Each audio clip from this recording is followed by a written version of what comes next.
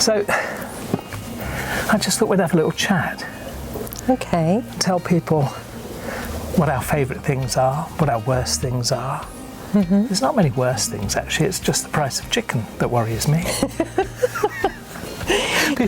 Honestly, people come to France and they think everything is so much cheaper. But the price of chicken here is seriously expensive, isn't it? I know. I bought one from the butcher's the other day and I said, oh, can I have the big one? Because we had some friends here. And when he said, oh, that's 29 euros, I said, no, I want the chicken, not the beef.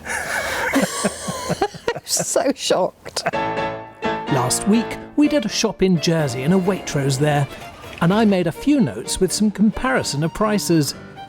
In France, I'm in charge of the trolley in our local supermarket Auchan, so let's see how we go.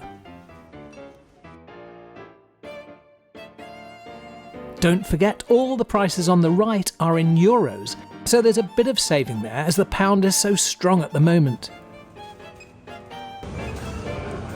And how about that? €1.21. The large baguette in Jersey was £2.30. In general, so far, yes, it's cheaper in France. But when it comes to chicken, brace yourself. So that extra large chicken in Jersey was £6.04. It was 1.75 kilos. The closest one I can find to that here is this one. It's just slightly under that weight. It is €16.15. So chicken is much more expensive. Let's bounce back to Jersey, where actually Maria found general household goods a lot cheaper. It's quite cheap here. It's actually cheaper than France. Yeah, I thought I'd say that. It's very cheap, apart from the wine. Yeah. Fine. Very liquid. You prefer that, eh? Yeah. Jersey butter. Not that we're taking any back, of course. No. No. We're going to eat that before we go.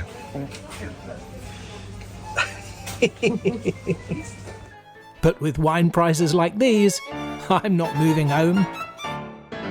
It was nice chicken. Oh, it was lovely chicken. That's the difference. The chicken tastes of chicken. It's all corn fed and they wander around the fields and they're happy. And they're not those battery chickens that we get back in the UK, 3 for the price of 10 quid sort of thing. But you don't like the legs, do you? No, because they're wandering around all the time. Their little legs are quite tough. You can't win them all, can you? Anyway, we're towards the end of September. It's 20-something? 20-something. 28th, 29th? I don't know. That's the retirement for you, isn't it? We don't read the newspapers anymore. No. But actually, we can't. They're in French. No, that's true.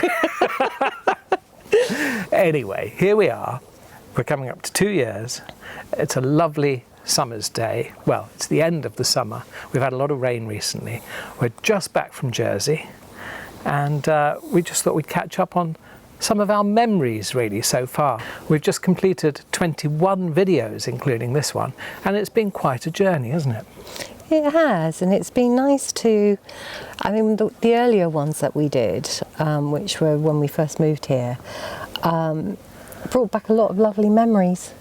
You think you won't forget them, but actually when you sort of went through our footage, it was never our intention to do this, no. But when we went through the footage, we kind of saw something that we thought we'd like to share.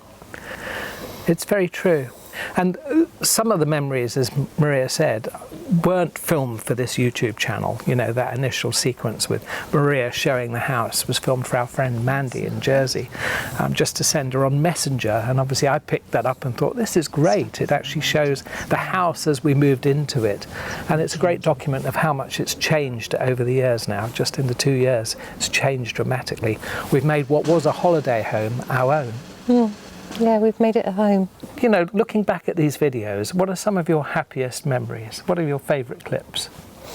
I think the excitement and getting on the ferry. I was still unsure if we were making the right decision, but I was really excited. Boarding the ferry? Exciting. You excited? Stop being so BBC. Are you excited? Yes, I'm excited. I remember when we did arrive here and we'd signed all the paperwork, which You know, even copying something in French was so difficult. But once those gates opened and it was ours, Through the gates. it was just, phew, you know. And of course we had Dylan, bless him. That's one of your fondest memories, isn't it? We just arrived, and as we opened the pool, splash. Couldn't believe it. We hadn't even finished opening it. I turned around and we didn't have any towels. So then we were here, and we've spent many a day here, sitting on the deck with the river behind us. And every time we come back, it does take our breath away. It's just beautiful. It's a lovely part of the world to live. So for those that you don't know, we're in the Lot-et-Garonne. We're actually in a little town called Temple-sur-Lot, as we used to call it, Temple-sur-Lot. Yeah. The French do pronounce the T at the end here, so it's not Temple-de-Lot, it's Temple-de-Lot. And we are in between Bordeaux and Toulouse, so very, very south. And this region really is pretty much undiscovered. Only an hour away from us is Bergerac, but if you just come that little bit further south, then you'll find us down here. And there are some expats here, but not so many. And that's been really good for us because it's forcing us to integrate our language with the French. I mean, we both still speak terrible French, but we try our hardest. And I think people do appreciate that, actually, don't they? Yeah, I think they do. And we have come on in 2 years. I mean, we do, obviously. Duolingo, which we feel... Oh, my heart drops when I get like a little notification to say you haven't done Duo today. Le grand-père de Elsa. Non, je suis son père. Do your Duo. And we do 2 French lessons a week as well. We do one in the village hall, which is great fun. We don't really have a good accent. I mean, we probably sound like hello, but, you know, because we try. We try. Well, yeah, we're very trying. Parce que le problématique avec les panneaux solaires. J'ai été pour une famille. She's in the deep end. You can tell. She says, oui, oui, oui. And then at the end she says, au revoir. My favourite day is Friday because we get in the little boat behind us, shoot up the river, and we go to the next town along, Sainte-Livrade, and it's market day. And after the market, my prize is a beer. And then after the beer, we literally take our glasses with us sometimes if we haven't finished them and walk next door but one to the little restaurant that we love so much. It's run by Mary Claude and it's just so lovely. And then, of course, we come back by boat. What a day that is. It's a real community there, actually. The town comes alive. It just buzzes. And sometimes if we get up late, because we do get up quite late sometimes, we don't make the market, but we still make the pub. It's true. And it's a nice day out for Alby. Life on the river is amazing. One of my favourite restaurants is Bugatel, and we showed a little trip of that. Here's a short clip of the wine cellar. Just take a look at this. This is Bugatel, a fabulous restaurant in the little town of Sainte-Livrade. Cheers! Cheers! Cheers! It has the biggest open wood-fired grill I've ever seen. Ooh, I do like a big steak. And at Bugatel, there's no wine list, so you have to choose your own down in the cellar. Now, this is dangerous. I think it's my favourite part of this restaurant, the fact that you have to come down and choose your own wine. It's kind of nicer, isn't it, than looking at a wine list. You just venture around and you actually get to look at all the bottles. Choose a good-looking label. I mean, that's the thing, isn't it? On a menu, you don't see the different labels that are there, whereas here, you can just pick up a bottle and go, oh, yeah, I like that. Now, Maria, she likes her vin blanc. So this is cool. Look, we're going into the fridge. Ta-da! It's a cool room. God, actually, it's freezing. The good news is that I know what she wants. They have a house bottle here. There, Domaine de Bugatel. That'll do us nicely. Perfect for a little sole marinière. But I'll be having red, though, with this steak. My favourite is July and August, when we take the boat across the river, and we go to the night market in Von Grave, which is just behind us. It's a long trip. It takes 3 minutes to get across the river. It is when the swans get in the way. They come up to you and sort of say, well, excuse me, have you paid your dues to cross the river? I would say that July and August, I hate going away. And sometimes we go away, or you. Oh, if we miss a Thursday night at Von Grave, I'm totally gutted, because I love it so much. I never do anything. It's really special. And we meet, well, it's grown really. We started off where there was just sort of 3 or 4 of us, and now there can be, with families coming and friends coming, and there can be like 20, 30 of us, on can't our they? table, We have the whole table. I know I keep talking about the river, but it's the river really for me that makes life here so special. I've worked in television all of my life and done all sorts of films and documentaries. I've filmed the Queen, I've filmed all sorts of stars and worked with many stars. But one thing I've never really done is taken stills. And I've just discovered a love for taking stills. And this place, taking wildlife, oh my word.